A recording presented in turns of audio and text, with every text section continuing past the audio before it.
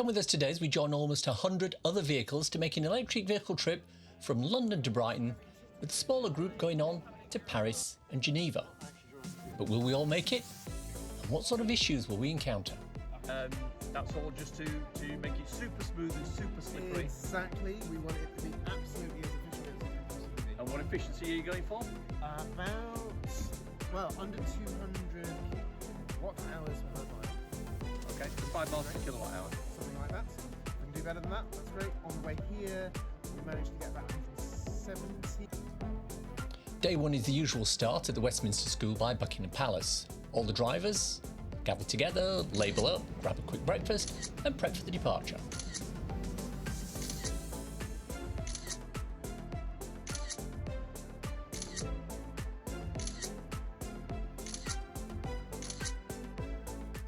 When we leave, it's as one, with cars of all makes and models leaving in a nice long procession. But will they all make it to Brighton?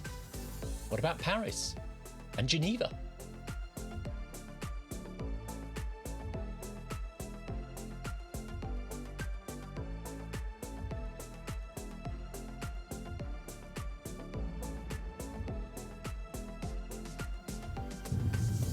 So here we are, following a blue Porsche Taycan right at the start of the rally. You find me here with Tim. Say hi, Tim.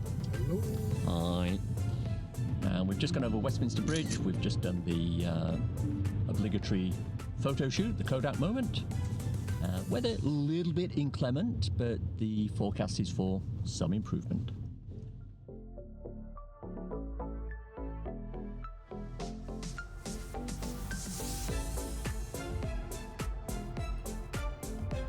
We could have easily made it all the way down to Brighton without a stop, but this isn't a race, it's an efficiency trial. So we wanted to stop and grab a coffee at the M23. We took the opportunity to charge out at the same time.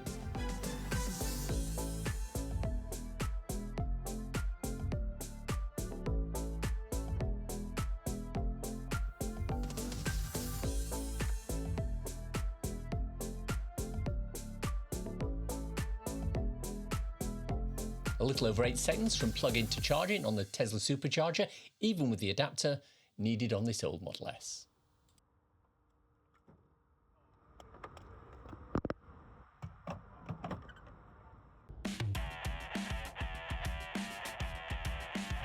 Then it's back down the M23, dodging and diving between vans, buses and other traffic to make our trip as efficient as possible.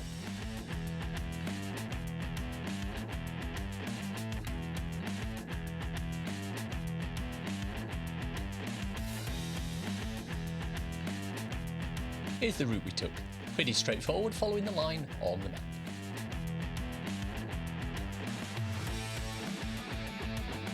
Brighton's Madeira Drive was the endpoint for the London to Brighton part of this, and everyone passed the finish line, parked up, and spent the day at the seaside.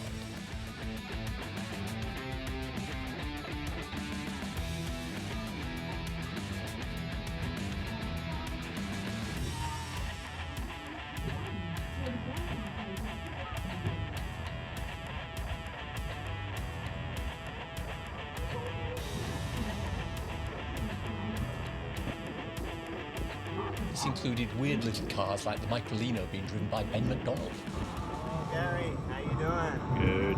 Nice to see you, sir. See you. What brings you here? Well, just the usual. That's the Volta truck, fully electric and coming all the way down to Geneva with us. Keep an eye on it, you might see it later.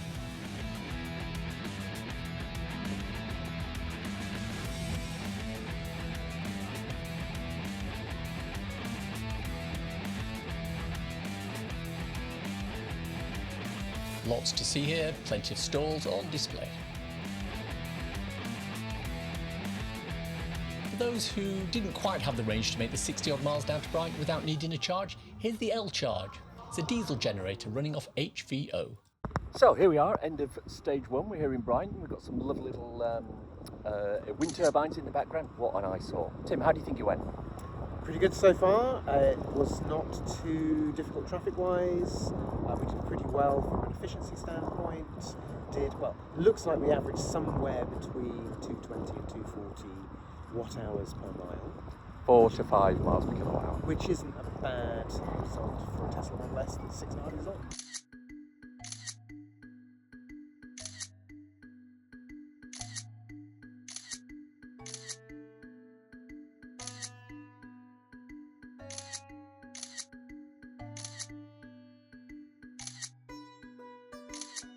Thus ended day 1.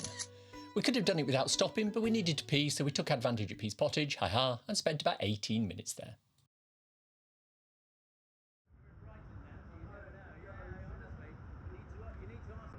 Day 2 was the start of the bulk of the rally. About 20 vehicles made the trip to Paris, starting early morning in Brighton. The Volta truck came along, and we all made our way along the coast to the ferry at New Haven. Fun fact, this ferry usually does an overnight transfer, which we took last year. Not recommended unless you can get a cabin on the top floor. Anything lower, you risk being awoken by car alarms.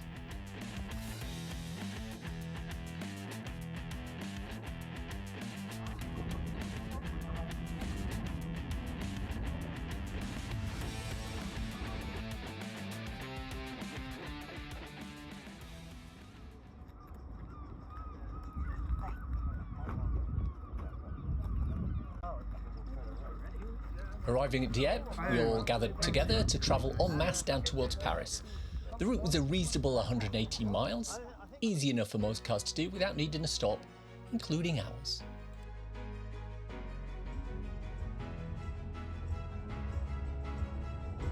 However, there were stops planned along the way, including this Ionity stop where we all caught up with each other, and Quentin Wilson and his team had trouble charging his experimental Skywell B11 vehicle. Everyone else chatted, some people charged, most people hit the nearby toilets. The main issue was the fact that the Skywell was experimental and hadn't been loaded with the profiles needed to perform a handshake with the Ionity device, so they decided to wing it and hope they get a charge at the next stop. Then, back down the autoroute until we got to our next stop, which was at the Aire de Rosny. This Fastnet site was all working, fast charging, and busy. Quentin and the team managed to get a charge, so they were fine. Tim and I weren't going to charge, but when we saw the traffic on the autoroute, we decided we'd take advantage of the downtime and actually stick a little bit of energy into the battery. Not too much, as this was paid for charging, rather than the free charging that Tim gets on the supercharger network. Then onwards towards Paris, trying to navigate the tunnels and the one-way systems, not entirely successfully. Yes, basically if you get to the Arc de Triomphe, you've gone too far.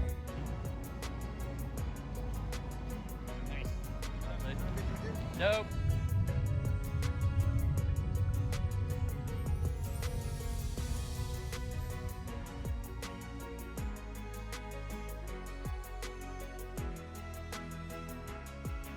Luckily, we got there, had our photos taken, did a quick lap, and headed for parking where we could then go and grab some food, a drink, and listen to a couple of speeches from our French hosts and Quentin Wilson. Not a bad day too. 2 stops along the way, didn't charge at the first one, did about 12 minutes at the second Fastnet. Day 3 started for us in Fontainebleau, where we stayed overnight at a spa resort with wildlife, a swimming pool, and a set of 10 Tesla superchargers.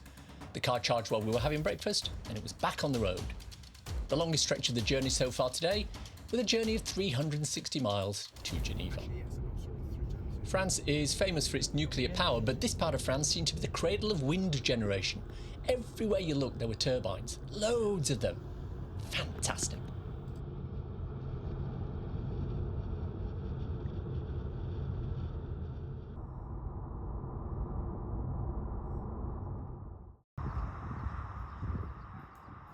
First stop for the group, again not for us, was this Total site with loads of dual-headed Alpatronic chargers available for everyone.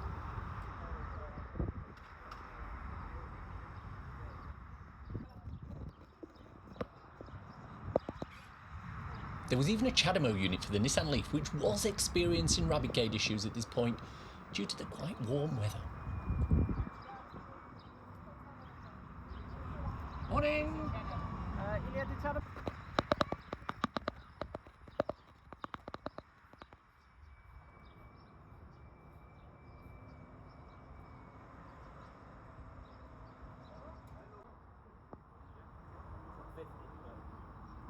sandwich.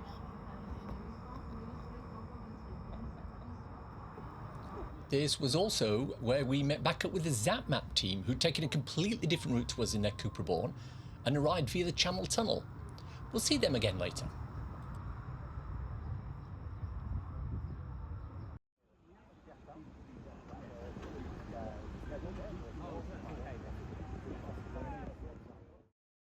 Because the whole objective of this part of the rally is to try and get as efficient as possible. One of the ways we do that is we make sure that the power setting that we've got on the vehicle is as low as possible. Now at the moment we're down near the horizontal bit there is 0. That means we're not using any power. If it's green, we're actually in regen, and if it has a little bit of orange on there, it means that we're actually using power. So what I'm trying to do is slowly increase the speed. We're at 76 kilometers an hour at the moment, which is a little under 50 miles an hour. So I'm pushing it up like a mile on the cruise control, a mile an hour at a time. And as I do that, you can see the little bit of orange starts to change. So it's dropped, we've hit the speed. So I put it up another mile and we're getting another bit on the orange there. And the whole idea is that we've just gradually incremented with minimal power usage to get up to a reasonable speed. I'm aiming for probably 90 kilometers an hour, which is a little under 60 miles an hour, to keep the efficiency down. Of course, what's playing against us at the moment is we're hitting some of the more mountainous, hilly areas of the country. So not only are we trying to increase the speed, we're also trying to fight against the uphill nature of the ground. So at the moment, we're leveling out, maybe going downhill a little bit more. So I'll just push the speed up a little bit to 82, and you'll see we're regen and we're increasing speed at the same time. So that's the ideal point to be at. So we'll just keep doing that as much as we can and take the hit when we go back up the hill.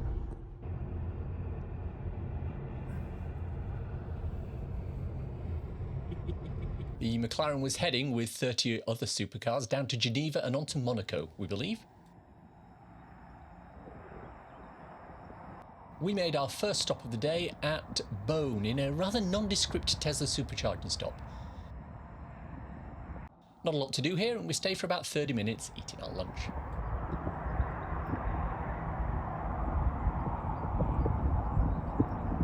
Say a few words, Tim. How's it going?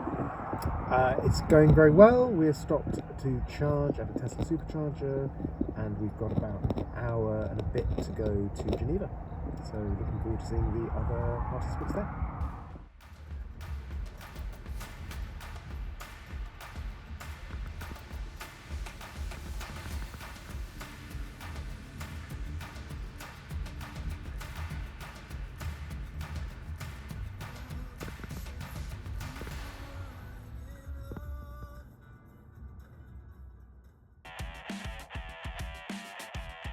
The scenery started to improve after this as we headed into the mountains, through tunnels, and finally out into Switzerland and Geneva.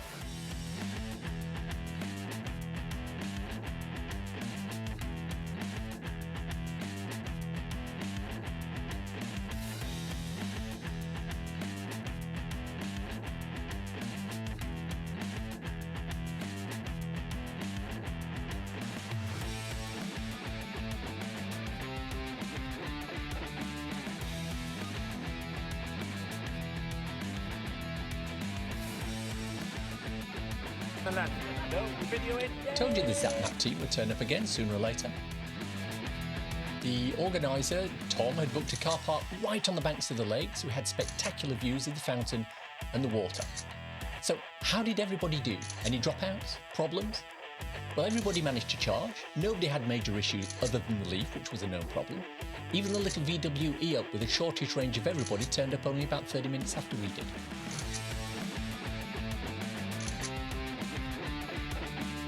Finally, we had dinner on the banks of the lake. A great event, looking forward to next year. Here's a charging summary for the last day.